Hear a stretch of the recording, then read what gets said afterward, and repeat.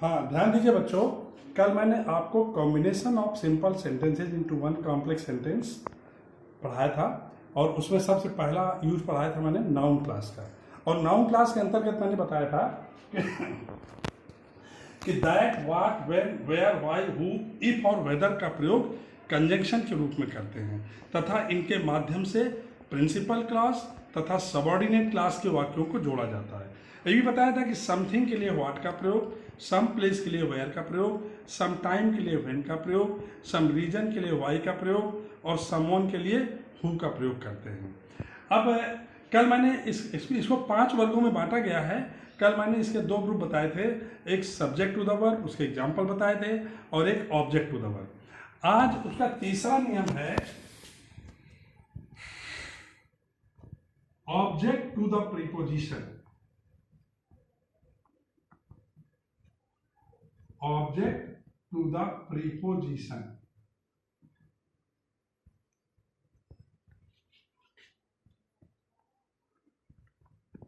इसका एग्जाम्पल देखिए, जैसे एग्जाम्पल है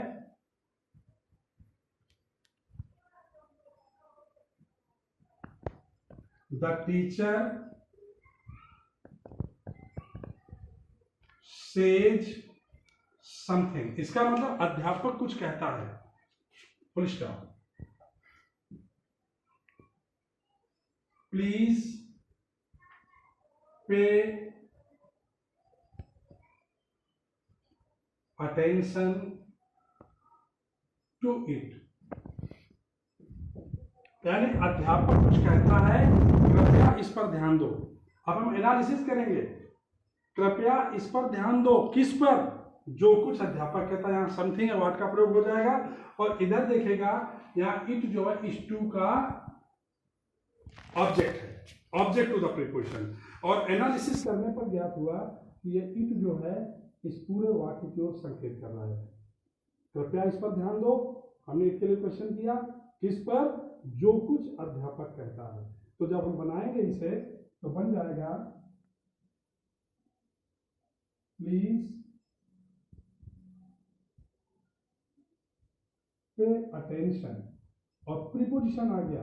अब इस प्रीपोजिशन के लिए हमें ऑब्जेक्ट सर्च करना है, तो व्हाट द टीचर सेज, यानी व्हाट द टीचर सेज ये ऑब्जेक्ट है, किसका? प्रीपोजिशन टू का।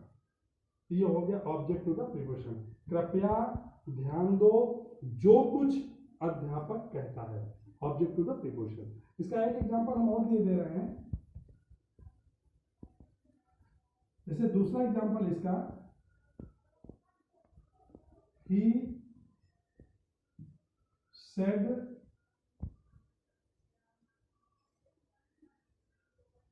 समथिंग। ही सेड समथिंग या ही सेड सो, सो भी यहां हो सकता है, full stop. You must not rely on it. यहां पर देखिए, उसने कुछ कहा, तुम्हें इसे प्रचारित नहीं करना चाहिए, इसे रिले नहीं करना चाहिए। क्वेश्चन करते हैं किसे? जो कुछ उसने कहा।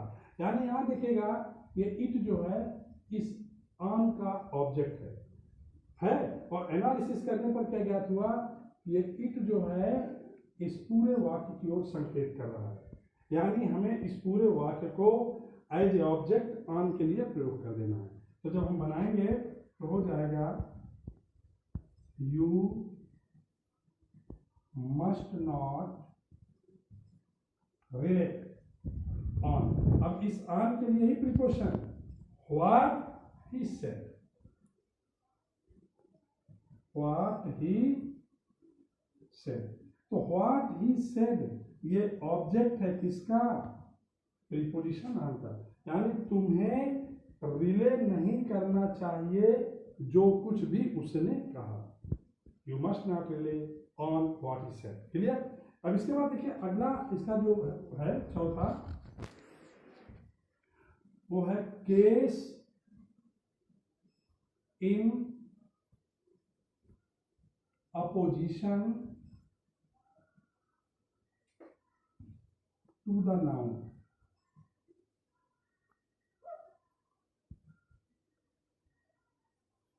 इसका देखिएगा एग्जाम्पल,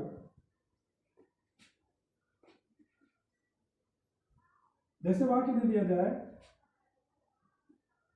गांधी जी, ध्यान देना, was shot dead, Gandhi ji की हत्या कर दी गई। दूसरा वाक्य,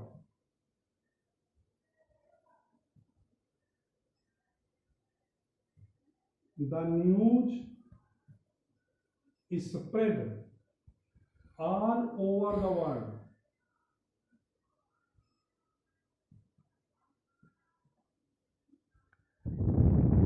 like a wild fire। जरा ध्यान देना, अच्छा इंपॉर्टेंट रूल है। देखिए गांधी जी की हत्या कर दी गई, समाचार पूरे संसार में जंगल में आग की तरह फैल गया। कौन सा समाचार? कि गांधी जी की हत्या कर दी गई। देखिएगा सिंपल में आपने एक यूज पढ़ा था, यूज ऑफ नाउन और फ्रेज इन अपोजिशन, लगभग उसी से रिलेटेड है, लेकिन इसमें कंजंक्शन का प्रयोग होगा। तो जब इसको बनाएंगे तो देखिए अब हम इसमें नाउन सर्च करेंगे, तो नाउन है द न्यूज, और कौन सी न्यूज? कि गांधी जी की हत्या कर दी गई। इस नाउन के लिए ये केस इन अपोजिशन बनेगा। तो जब इसको हम बनाएंगे तो बनेगा the news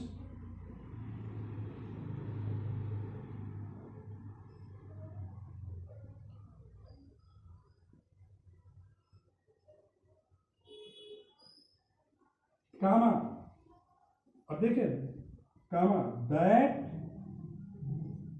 the news comma that Gandhi ji was shot dead.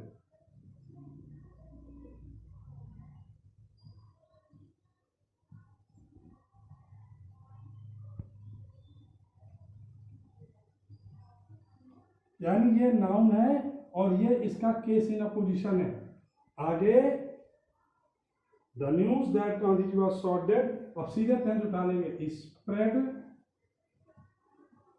All over the world like a wild fire. यानी समाचार कि गांधी जी की हत्या कर दी गई पूरे संसार में जंगल में आग की तरह फैल गया। द न्यूज यहां पर नाउन का काम कर रहा है, that Gandhi ji was shot dead case in apposition का काम कर रहा है। इसके बाद tense conjunction case in apposition में लग गया, इस नियम पर विशेष ध्यान देना। The news comma that Gandhi ji was shot dead comma spread all over the world. इसका एक एग्जांपल हम और बता रहे हैं, देखिए जैसे द रेन्स वुड कम,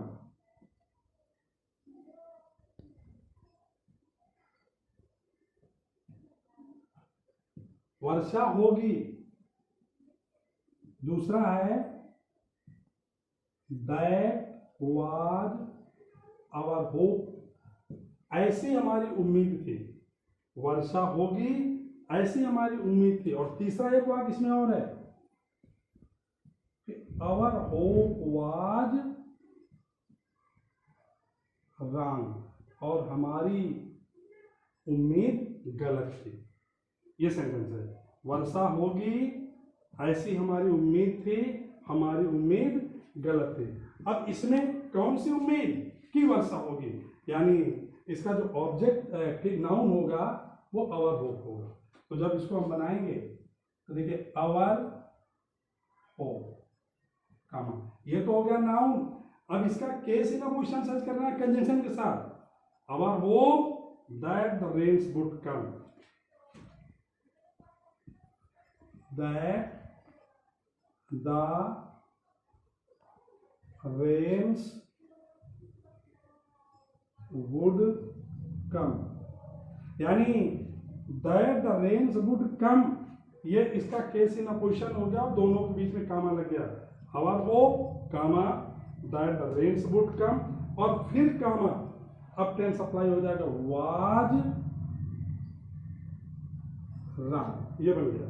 तो ये हो गया केस इन अपोजिशन। ठीक जो सिंपल में हमने नाउन और फ्रेज इन अपोजिशन का रूल बताया था कि नाउन और उसके बाद उसका फ्रेज एज अपोजिशन यूज होता है, इसमें क्या होता है कि नाउन और नाउन के बाद उसका case with conjunction apposition use होता है। तो ये हो गया our hope noun that the rains would come, ये इसका हो गया केस जो कि आवर होप के अपोजिशन में बगल में यूज है, कामा वाज रन। तो बन गया our hope comma that the rains would come comma was run. Clear? इसके अगले एग्जांपल कल।